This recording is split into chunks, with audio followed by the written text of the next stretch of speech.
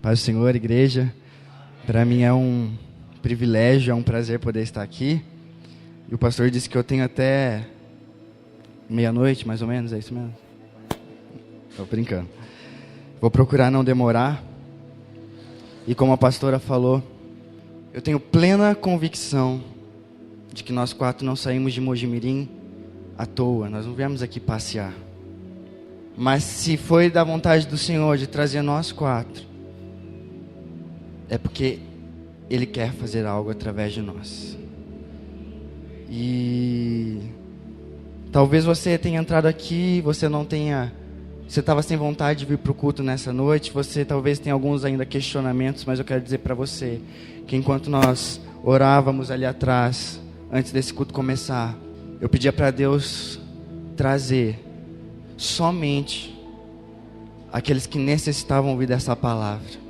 Então, se você não queria estar aqui, se você está desconfortável, talvez aí no seu lugar, nessa hora, quiete seu coração. Porque Deus já falou, Ele vai testificar no seu coração. Você está aqui porque Ele quer. E Ele vai falar com você nesta hora. Amém? Bom, para quem não me conhece, meu nome é Lucas. Eu sou lá da Missão Paz e Vida de Mojimirim. Eu frequento a missão, acho que desde os meus 4 anos de idade. E atualmente eu e mais uma equipe lá em Mogi, a gente cuida da rede de jovens. E alguns meses atrás também o Senhor acabou colocando nas minhas mãos o Ministério de Intercessão dos Jovens. E nós estamos lá fazendo a obra do Senhor. E poder vir para cá nesses dias é muito bom. E para nós começarmos então a palavra dessa noite, eu gostaria que vocês abrissem a Bíblia comigo lá em 2 Crônicas 36, do versículo 15 ao 23. 2 Crônicas 36, do 15 ao 23. Quando acharam, diga amém. Amém.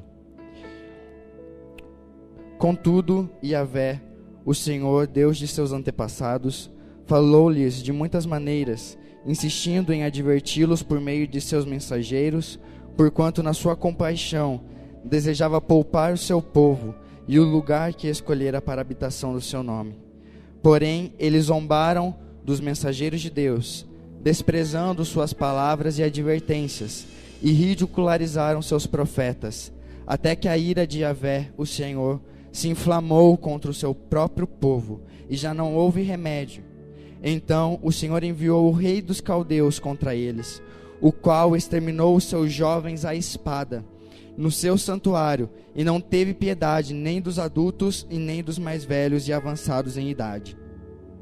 Deus entregou todos de seu povo nas mãos do rei Nabucodonosor. Este levou para a Babilônia todos os utensílios da casa de Yahvé, o templo de Deus, tanto os pequenos como os grandes objetos, com todos os tesouros do templo do Senhor, inclusive os que pertenciam ao rei e a seus oficiais. Também incendiaram o templo de Deus, derrubaram os muros de Jerusalém, queimaram todos os palácios e destruíram todos os seus objetos de valor que haviam neles. Nabucodonosor levou para o exílio na Babilônia todos aqueles que sobreviveram à espada de seu exército, a fim de lhes servirem e a seus descendentes como escravos, até os tempos do Império Persa. Tudo isto em cumprimento à palavra de Yahvé, o Senhor, profetizada pela boca de Jeremias. A terra desfrutou seus descansos sabáticos, repousou durante o tempo de sua desolação, até que os 70 anos se completassem. Agora preste atenção.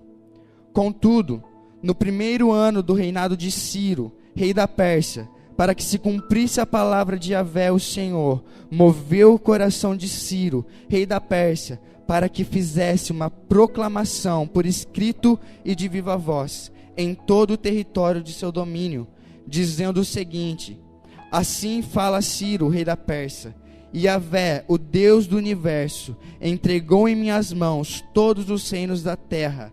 Ele me encarregou de construir para a sua pessoa um templo em Jerusalém, nas terras de Judá.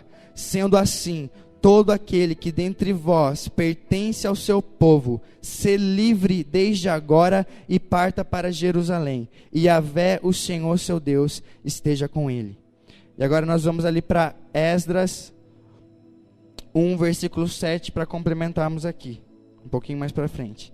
Que diz assim: além disso, o rei Ciro tirou os utensílios que pertenciam à casa de Javé, os quais Nabucodonosor tinha trazido de Jerusalém e que tinha depositado na casa de seus deuses.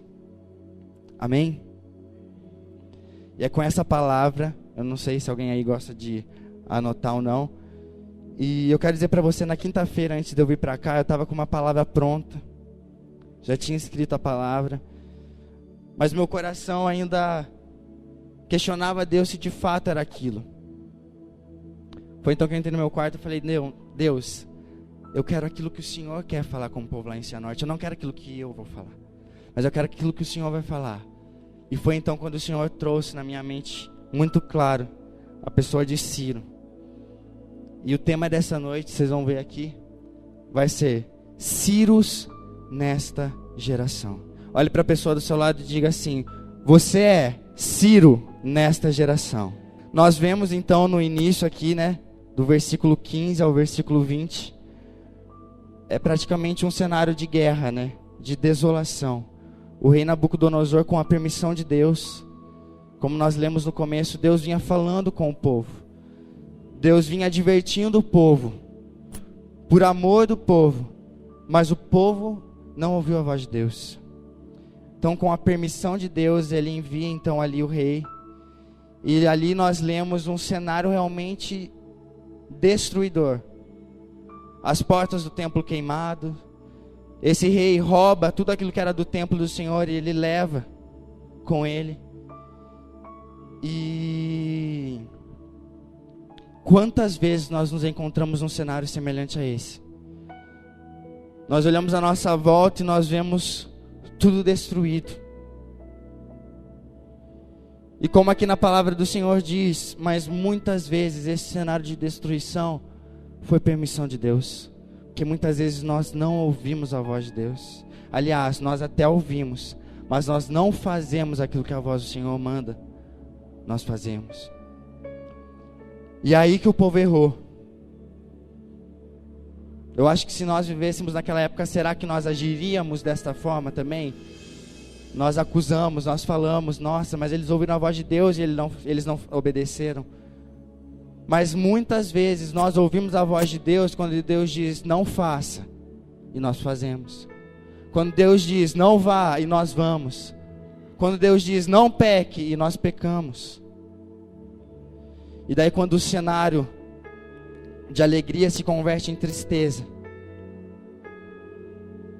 daí é que nós voltamos os nossos olhos para o Senhor. Eu quero dizer para você nessa noite: não espere a desgraça atingir a sua vida, para você voltar os seus olhos para o Senhor e se lembrar de que Ele é o seu Criador. Não espere algo pior acontecer para você se lembrar de que Ele é o seu Deus e é Ele quem fala com você. Como é triste quando um povo não dá ouvidos à voz de Deus. E nesses últimos tempos nós temos vivido no Brasil talvez um cenário muito semelhante, caótico, de caos. Os nossos governantes que roubam, um estado de violência. E eu quero dizer para você: será que nós temos vivido isso na nossa nação? É porque Deus é mau, igreja? Ou é porque a culpa é nossa? Será que não é nós que não pagamos o preço de oração pelo nosso povo? Eu costumo dizer lá em Mojimirim, eu falo assim: se nós brasileiros não intercedemos pela nossa nação, um americano muito menos, um chinês muito menos. E nós muitas vezes ficamos esperando o outro fazer por nós. Nós queremos que o outro viva o evangelho de Deus por nós, quando nós temos que viver um evangelho íntimo e pessoal com Cristo, de uma vida transformada. E eu quero que você realmente fique com esse questionamento na sua mente: será que aquilo que o Brasil tem passado, será que aquilo que a nossa nação tem passado é fruto do quê? O que é que nós temos feito, igreja? Nós entrarmos num templo como esse, com cadeiras arrumadas, é lindo, é maravilhoso, louvado seja Deus por isso, porque nós temos o privilégio de entrarmos aqui e adorar a Ele. Só que a nossa vida não pode se basear nessas quatro paredes. O mundo lá fora anseia por ver Cristo em nós. Se nós ficarmos aqui dentro, aqueles que estão lá fora, eles não vão ver Cristo em nós. Mas quando nós saímos dessa porta para fora e nós começamos a manifestar as ações do reino, o mundo verá Cristo em nós. E haverá transformação. E eu creio na redenção do nosso país. Eu creio nas promessas de Deus para a nossa nação. Eu creio que tempos melhores virão. Eu creio que os meus filhos, isso se Jesus não voltar antes, eu creio que eles verão um Brasil restaurado e avivado para a glória de Deus. E enquanto eu escrevi essa mensagem, o Senhor compartilhou comigo uma oração, e que essa possa se tornar a sua oração. Nós precisamos aprender a orar como Jesus orou. Jesus não nos ensinou o Pai Nosso. E o Senhor compartilhou comigo, sabe? Senhor, que os meus ouvidos estejam próximos da Tua voz, mas não apenas para ouvi-la, mas para ouvi-la e obedecer a Tua voz. Eu não quero, Pai, simplesmente chegar na igreja e ouvir a Tua voz de maneira muito clara e sair daqui e essa Tua voz não gerar mudança dentro de mim. Eu costumo dizer, o povo gosta muito do fogo e do reteté, mas se você pular e esse seu pular não gerar transformação para você, o seu pular é inútil. Se você vir aqui na frente e ficar dançando livremente, mas esse seu dançar não manifestar a presença do Deus vivo dentro de você, e isso não transformar você, a sua dança é inútil. Porque o que Deus quer é transformação. O Senhor não quer que nós venhamos ao culto, permanecemos sentados, continuemos da mesma maneira que nós estamos. O Senhor quer que nós entremos no culto, pode ser sujo, ferido, machucado, mas Ele não quer que nós permanecemos deste jeito. É aí então que você pula, que você adora, que você dança, e o Espírito Santo de Deus vem e se derrama sobre você, e traz libertação e cura para a sua vida. No versículo 22... o Senhor então ele levanta um homem para reinar, chamado Ciro. Um homem cujo coração dele estava nas mãos do Senhor. E meus queridos, Ciro, ele não fazia parte ali do povo de Deus. Ele veio de fora. Ele poderia ser um ímpio. Porém, ele foi um homem a quem Deus chamou de meu servo. E eu acho isso lindo, eu acho isso maravilhoso. Apesar ali da ira do Senhor, o Senhor levantou um homem que não era do meio do seu povo, inclinou o coração desse homem para a vontade dele, para estabelecer a vontade dele no meio do seu povo. E então Deus levanta esse homem como um instrumento poderoso para a restauração da casa de Deus. E enquanto eu escrevi essa palavra, se você quiser anotar, eu não sei, o Senhor compartilhou comigo isso. Embora Ciro, preste atenção, embora Ciro estivesse num cenário de destruição, o ambiente não fez, mas ele fez o ambiente, transformando-o em um testemunho de restauração. Ciro, ele estava inserido naquele contexto, mesmo não pertencendo ao povo de Deus, ele estava inserido naquele contexto de destruição. Mas o ambiente de destruição não fez Ciro. Muitas vezes nós nos encontramos nesse cenário de destruição e nós permitimos o momento de destruição nos destruir. Nós não temos força para orar, nós não temos força para adorar, nós não temos força para nos levantar e nos posicionar como cidadãos do reino de Deus. Quero dizer algo para você nesta noite. Você é cidadão do reino de Deus. Você não é cidadão deste mundo. Você é cidadão de um nível superior a este mundo. Talvez o cenário de destruição que você se encontre seja no teu trabalho. Talvez o cenário de destruição que você se encontre seja na sua escola. Talvez o cenário de destruição que você se encontre seja dentro da tua casa. Mas nessa noite o Senhor me trouxe aqui para dizer a você: levante-se e posicione como alguém do reino de Deus. Quando a vontade for de andar com a cabeça baixa, como um derrotado, como um pessimista, declare: eu sei que o meu Redentor vive, como já declarou, e que por fim Ele se levantará sobre a terra. Eu sei que o meu Redentor vive, e mesmo que tudo ao meu redor diga que não, que Ele é um morto, eu sei que Ele vive e que por fim Ele se levantará em meio a este cenário de caos na minha vida e fará de mim um testemunho para a glória dEle. Para a glória dEle. E esta palavra de Ciro, ela vem de forma tão atual para as nossas vidas. É como se Deus falasse conosco hoje. É muito claro. E eu quero questionar você e perguntar: de qual lado você está?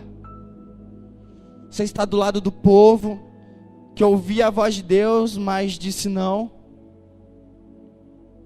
Ou você tem sido um Ciro na sua cidade, no seu estado, na sua nação, dentro da sua casa? De qual lado você está?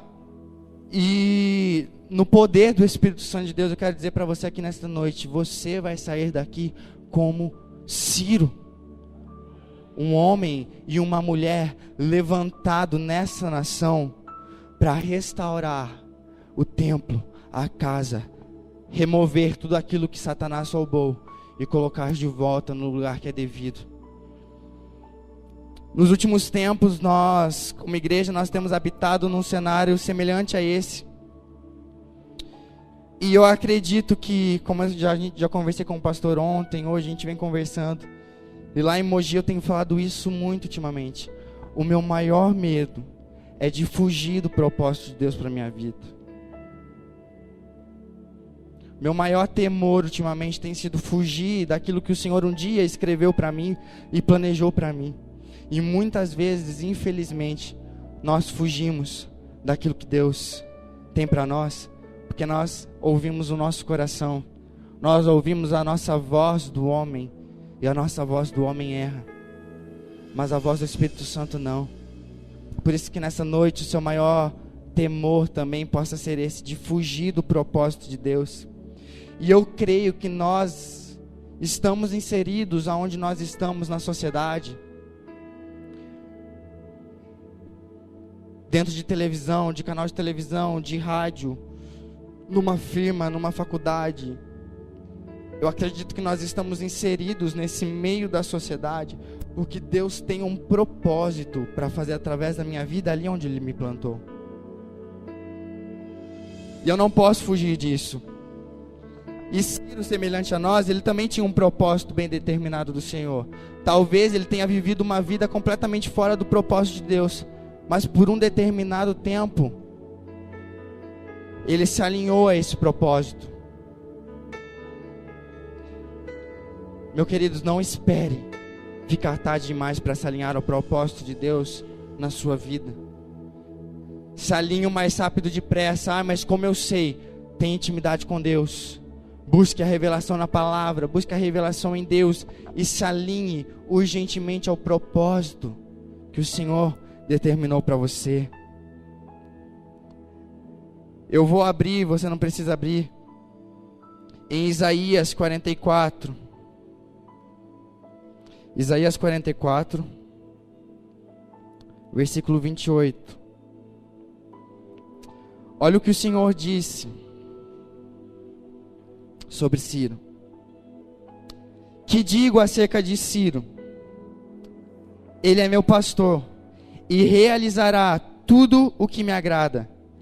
Ele ordenará acerca da cidade de Jerusalém: tu serás edificada. E quanto ao templo, eis que teus alicerces sejam lançados. E o que o Espírito Santo testificou no meu coração é Jerusalém aqui representando a nação, e a respeito do templo representando a igreja. Então olha o que o Senhor diz: Ele dirá a respeito de Jerusalém, Ele dirá a respeito da nação, você dirá a respeito da nossa nação: tu serás reedificada. E a respeito da igreja, nós diremos: eis que os teus alicerces sejam lançados. Nós somos responsáveis nesta geração por declarar essas palavras. Nós que conhecemos o Evangelho de Cristo, a verdade do Senhor, nós somos responsáveis por declarar esta palavra sobre a nação: tu serás reedificada, tu serás restaurada, tu serás reconstruída. E a respeito da igreja, eis que teus alicerces sejam lançados. Alicerce diz respeito à raiz, aquilo que dá sustentação. E infelizmente nós vemos muitos escândalos por aí, envolvendo o povo de Cristo. Mas nós não participaremos de escândalos, e nem vamos acusar, mas o que nós vamos declarar: eis que os teus alicerces sejam lançados. Eis que os teus alicerces sejam lançados. O início, o evangelho puro, o evangelho genuíno, de volta às raízes, à pureza do evangelho, para que não haja mais distorção de palavra. Eis que os teus alicerces, igreja, sejam lançados. Eis que as tuas raízes sejam bem firmadas numa terra boa.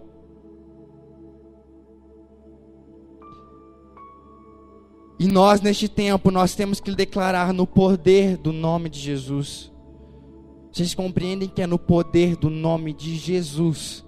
Esses dias eu tive uma reunião com o pessoal de intercessão lá em Mojimirim. Eu estou lendo um livro e um dos capítulos deste livro diz a respeito do poder do nome de Jesus. E muitas vezes a gente ora e no final da oração a gente fala: eu oro em nome de Jesus, amém.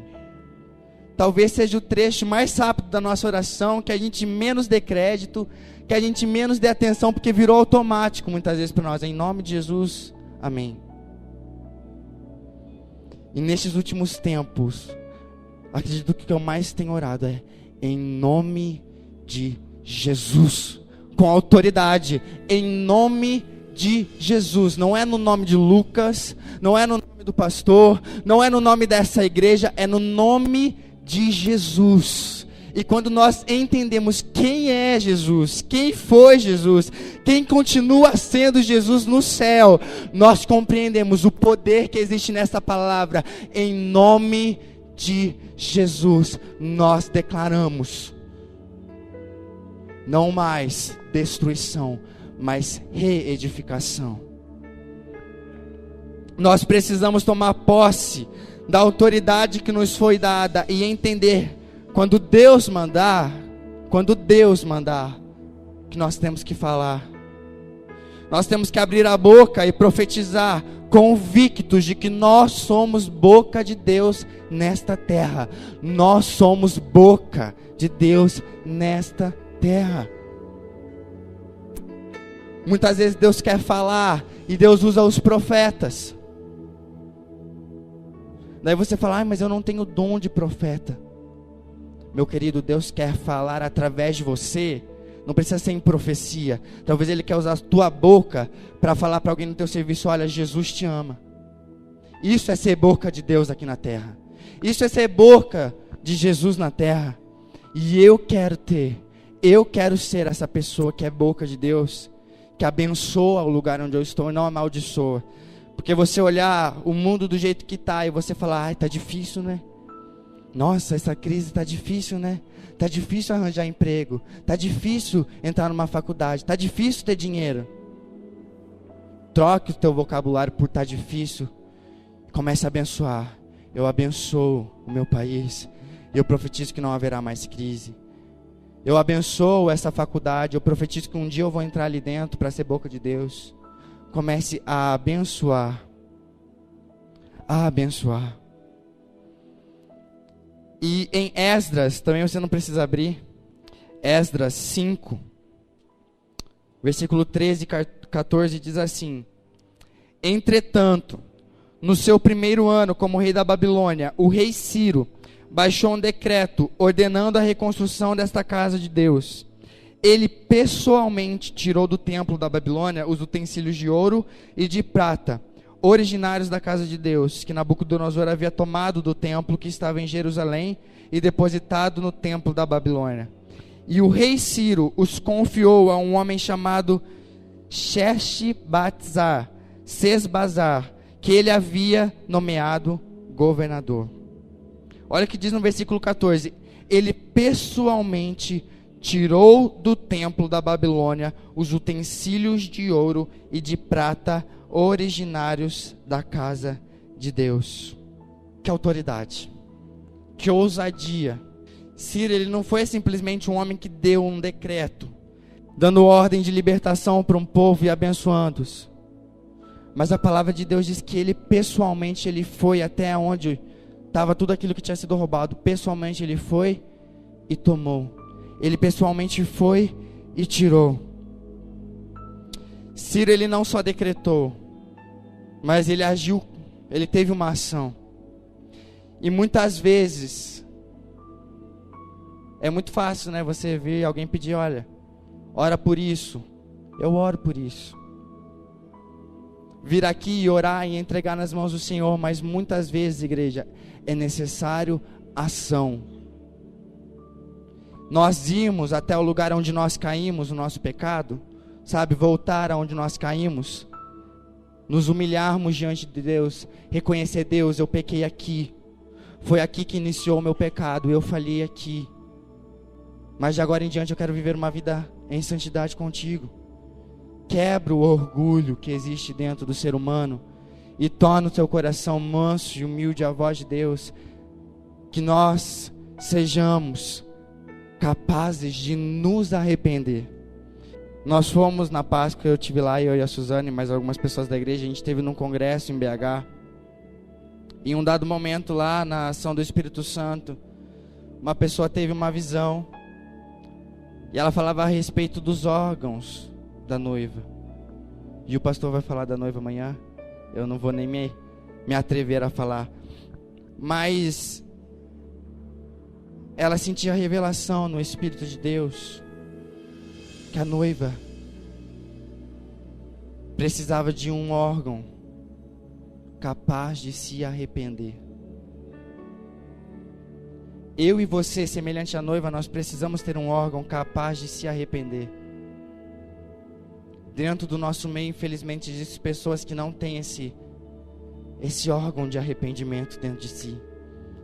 Pessoas soberbas, que não reconhecem que falhou, que não conseguem chegar no seu irmão que está do lado e falar: olha, meu querido, me perdoa porque eu falei contigo dessa forma e não foi a intenção do meu coração. E de que maneira que nós queremos ganhar as pessoas que estão à nossa volta, sendo que nós não testemunhamos este evangelho de arrependimento, de perdão, de liberar perdão. Eu ainda não compreendi aquilo que Deus quer fazer aqui nesta noite, mas eu sei que até o final desse culto, o Senhor vai tomar você, vai tomar a sua mente, vai tomar os teus olhos, e vai fazer você começar a enxergar o propósito dele bem determinado. Como Ciro, eu me levanto para declarar sobre aqueles que estão oprimidos. Eu me levanto para declarar sobre aqueles que estão enfermos. Recebe a cura, recebe a libertação. Eu creio que nesta noite o Senhor vai nos levantar. E Ele não te trouxe aqui à toa, eu já falei isso. Mas eu sinto isso no meu coração. Deus não nos trouxe aqui à toa, mas algo além daquilo que nós imaginamos Ele quer fazer. Nós precisamos agir então com uma ação, como Ciro foi e removeu. Nós temos que nos posicionar no lugar onde o Senhor nos plantou e começar a remover tudo aquilo que foi roubado. Ore. Oração é necessário, mas haja também.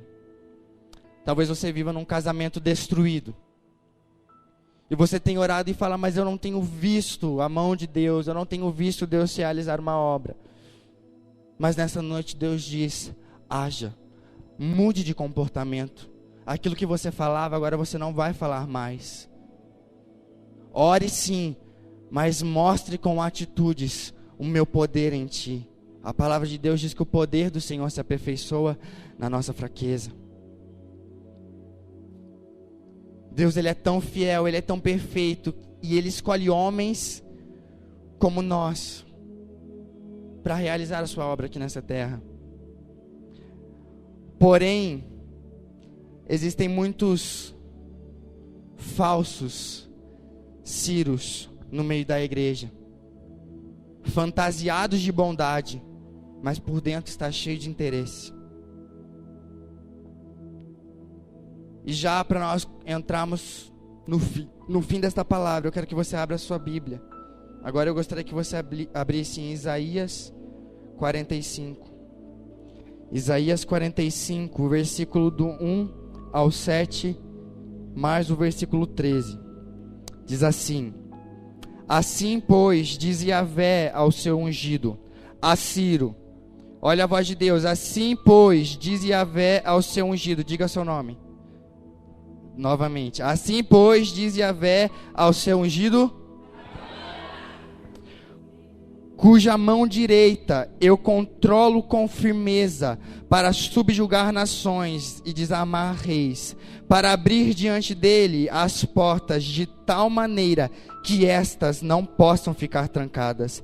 Eu irei adiante de ti e arrombarei portas de bronze e romperei trancas de ferro. Dar-te-ei tesouros ocultos e riquezas escondidas, a fim de que saibas que eu sou Yahvé, aquele que te chama pelo teu nome, o Deus de Israel. Foi por causa do meu servo Jacó, por causa de Israel, o meu escolhido, que eu te convoquei pelo teu nome, e te concedo um título de grande honra, embora tu não reconheças quem sou.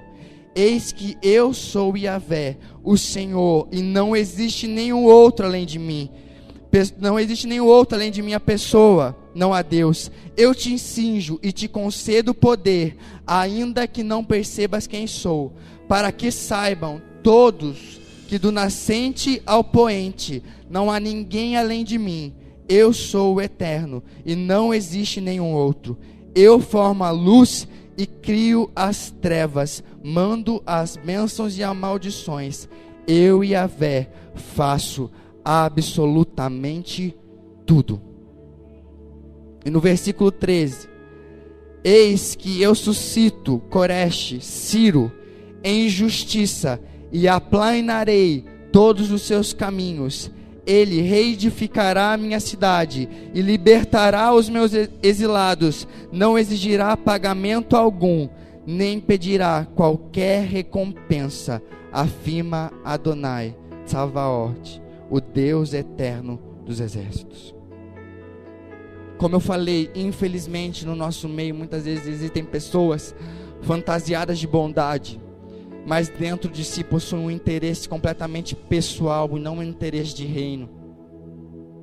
Pessoas que querem pregar a palavra, anunciar o evangelho de Deus, não por causa do reino de Deus, mas porque almejam fama e um brilho para si.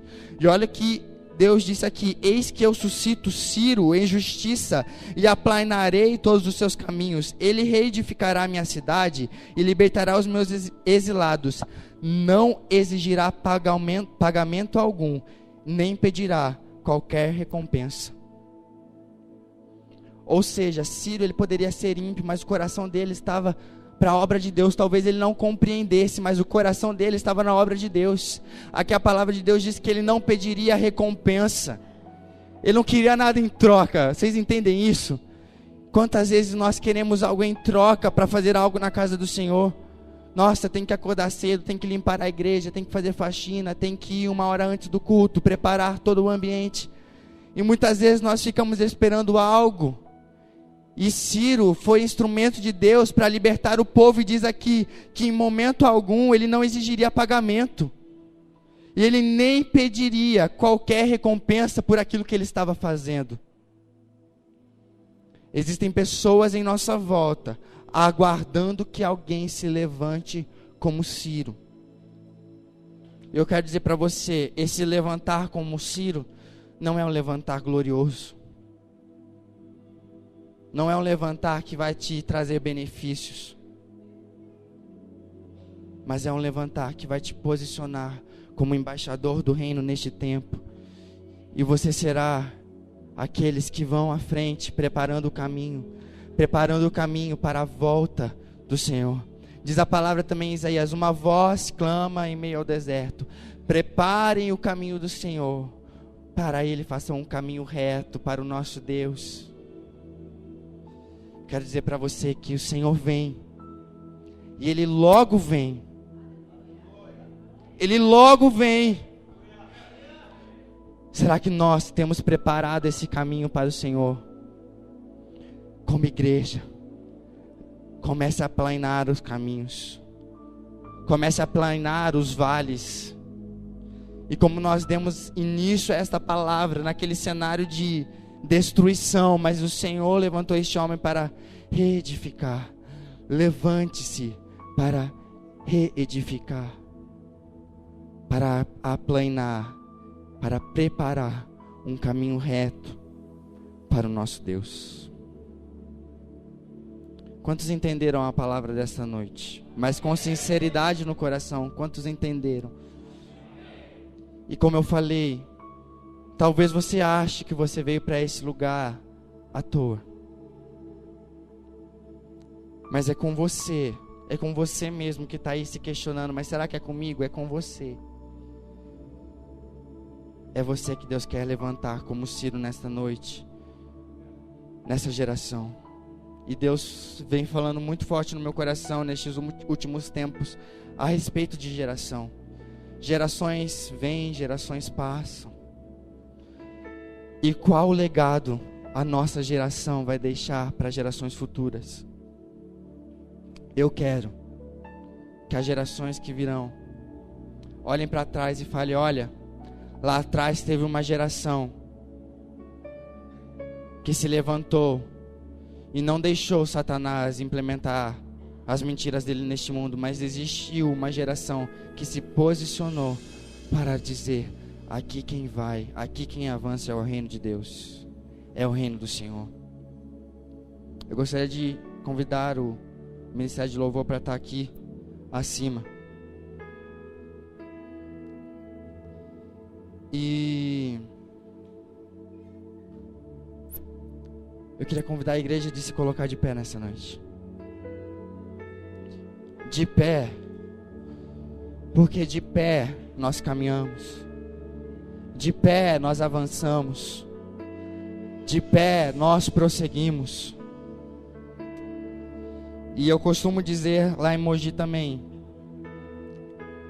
eu gosto de chamar as pessoas para vir até a frente, para vir até o altar, porque o passo dado é um sinal de que nós estamos saindo de uma posição que nós estamos para entrar numa outra posição.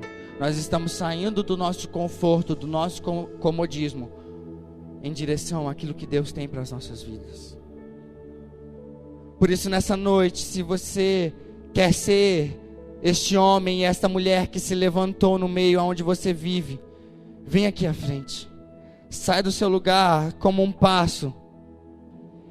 Eu creio que algo a qual nós ainda não vivemos haverá de acontecer neste lugar. Haverá de acontecer dentro de mim e haverá de acontecer dentro de você. Enquanto nós nos preparávamos para estar aqui em Cianorte, esta era a minha oração, este era o meu clamor: Pai, leva-nos a experimentar aquilo que nós ainda não experimentamos na Tua presença. Pai, leva-nos, ó Deus, a provar aquilo que ainda nós não provamos da pessoa que Tu és, Senhor. E a presença do Senhor, ela é tão real neste lugar. Eu quero dizer para você que você tem total liberdade no Espírito para fazer aquilo que o Espírito Santo te direcionar e te mandar a fazer. Se o Espírito mandar você dobrar os seus joelhos como forma de quebra de orgulho, dobre os seus joelhos, mas não seja orgulhoso nessa noite. Vença a sua arrogância e se prostre diante do Senhor dizendo: Pai, eis-me aqui. Eu não quero ser mais um na multidão, mas eu quero ser como Ciro e me levantar neste tempo para ser boca do Senhor. Se o Espírito Santo mandar você correr, corra, como sinal de que você vai aos quatro cantos desta terra, anunciando: reedificada será a nação. Alicerces desta igreja, alicerces da igreja do Senhor, sejam lançados, voltem às raízes. Seja a boca de Deus nessa hora. Comece a clamar. Abra a tua boca e comece a clamar.